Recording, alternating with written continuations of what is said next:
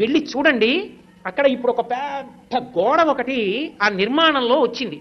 ఆ గోడ మీద ఒక అద్భుతమైనటువంటి చిత్రాన్ని రూపకల్పన చేస్తున్నారు. సలహాలు ఇమ్మని కోరుతూ పుస్తకాలు పెట్టారు అక్కడ.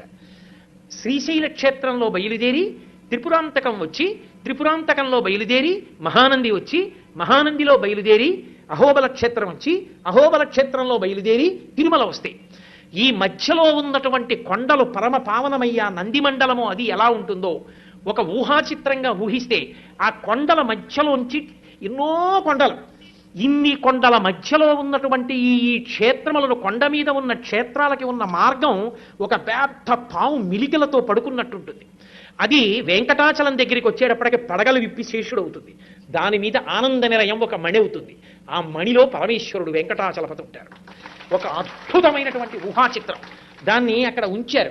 అది కొద్ది రోజుల్లో అక్కడ గోడ మీదకి ఎక్కబోతోంది. నాకనిపించింది,